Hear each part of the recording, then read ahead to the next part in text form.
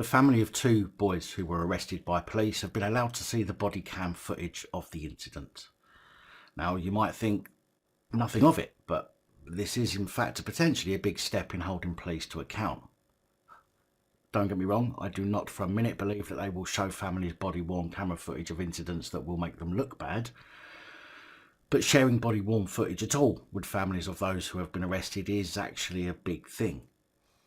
The boys were arrested at Shortlands train station in Bromley by British Transport Police who were checking tickets on December the 5th. The boys were 13 and 15 years old and were on their way to school at the time, with British Transport Police saying that one of the boys didn't have a valid ticket and so was arrested for fare evasion. He was later de-arrested and given a penalty notice instead, but the second boy was arrested on suspicion of common assault and possession of an offensive weapon. However, after being taken to the local NIC, he too was later released without charge. Footage of the incident has been widely shared on social media.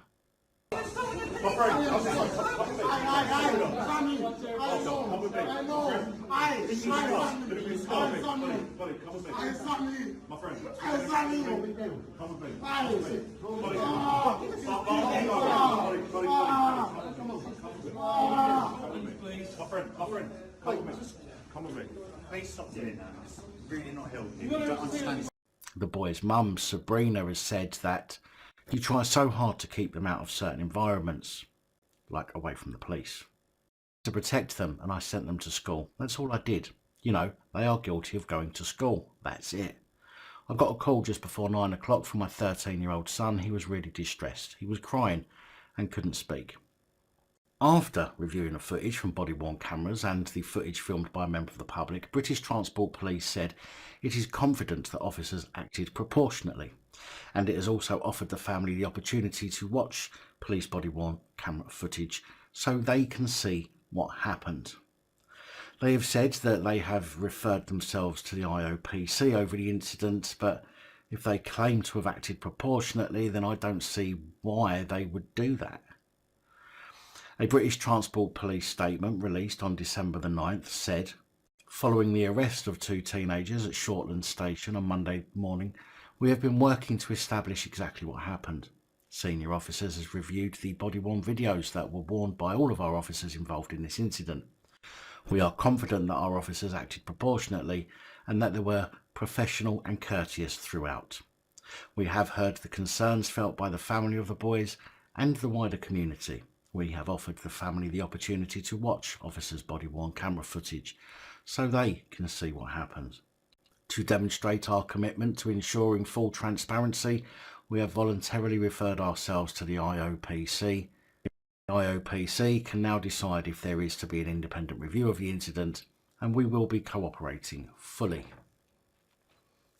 Now, here's the kicker, because I can't imagine the police doing this for many people, but I guess the fact that the two lads were black might have influenced the police's decision to let the family see the body-worn camera footage and refer themselves to the IOPC.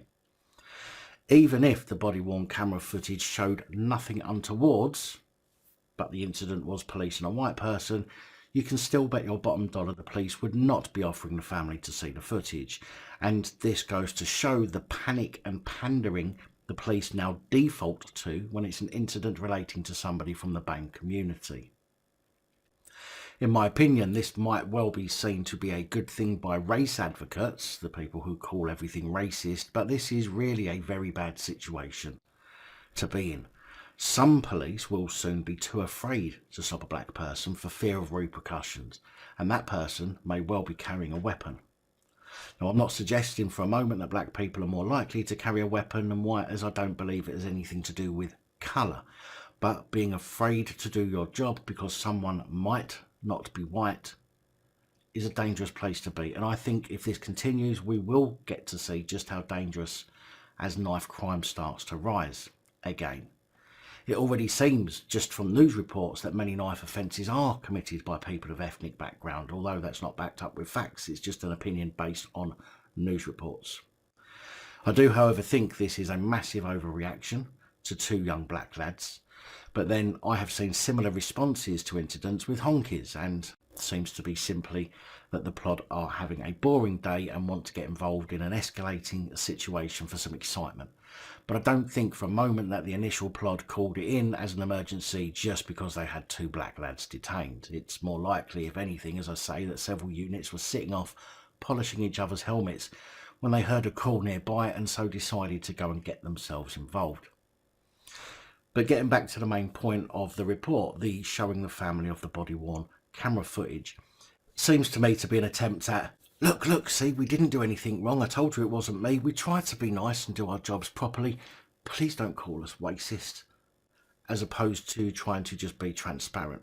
But I don't see how difficult it would be for police to show families body-worn camera footage early on, even if it's evidence. It can be viewed with a non-disclosure agreement. I think if people are shown body-worn camera footage that shows the police doing wrong, then they would be glad to know what actually happened without having to guess. And because they will have seen it, they will know that it is now going to be used as evidence. Then they'd have no need to protest for information or justice, as they will know the evidence is there, and if it shows that the police were not in the wrong, then at least the police will have families who don't know what happened off their back, as they would then know it was their loved one who was in the wrong. Because, believe it or not, sometimes it is the public who are wrong and act inappropriately when dealing with police, and I think that showing the families as early as possible the footage is a good thing. Although, as I said, this certainly isn't any more than a please don't call us racist move by British Transport Police, and certainly wouldn't be afforded to the rest of us honkies. But even them just showing a video to the family, whether it shows them in a good light or a bad light, is a step in the right direction to getting the police to be more transparent, although we've still got a long way to go.